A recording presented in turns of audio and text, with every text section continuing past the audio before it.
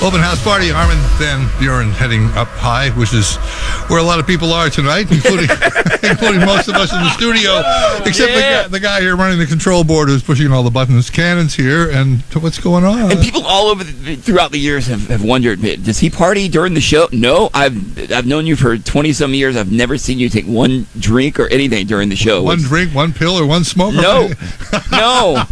No, you got to be your best. It's like you're flying an airplane. Oh, here, let me have a couple of drinks. Well, it doesn't work. You've done an incredible job. God, it's hard to do this with everybody in the room because I'm going to get very emotional right now. Oh, man. You really are getting emotional.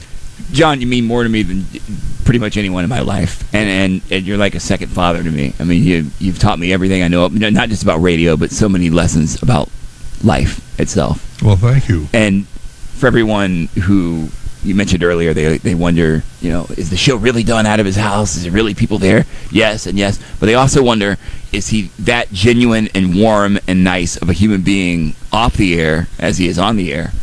And the answer is more. You're even more kind and generous and incredible off the air. Stop looking at me, everyone. This is terrible. This is awful, man. So this is kind of a bittersweet day for me because I've dreamt of doing this show my entire life. Since you were 15. Yes.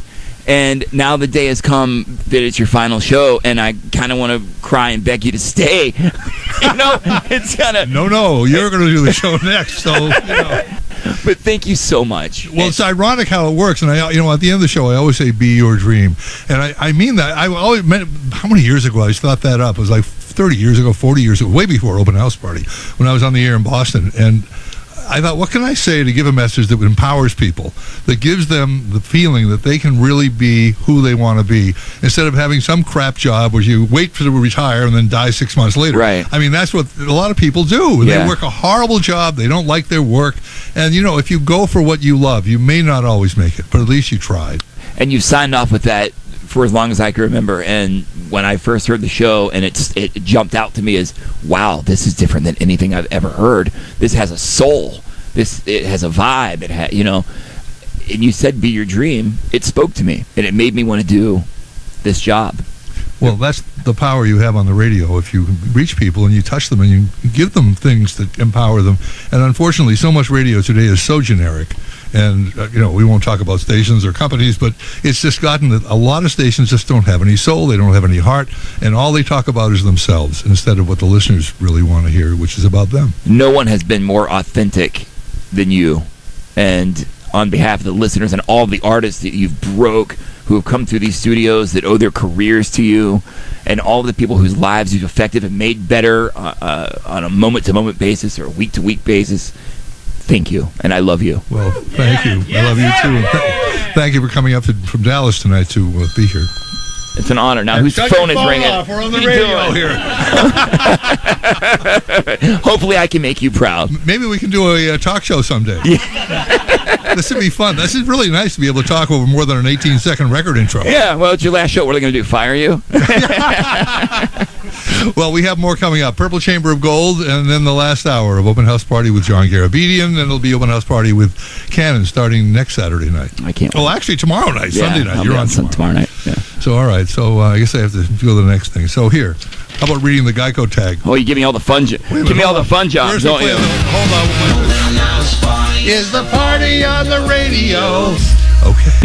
In a time not too long ago, in a land much like ours, in a far-out destination known as Radioland, the great radio wars were fought. Station against station, jock versus jock. A battle for the very last weekday listener. Yet every Friday, a vast darkness descended over the land, a great void known as the Weekend Zone. This zone was filled with millions of desperate listeners, searching for pleasure, ignored by the leaders of the weekday radio empire. Then, one night, they discovered a revolutionary programming breakthrough that transformed the weekend wasteland, the live open house party. Now, the saga continues. The all-cool, all-request open house party is on the air. Oh, my God, it's my last night hosting open house party. And from all the texts and messages I'm getting, tonight we have more listeners than Trump's inauguration. 800-669-1010 is wide open from you, and we want you to program the music. Tonight with Adam Levine and Chainsmokers, give us a call.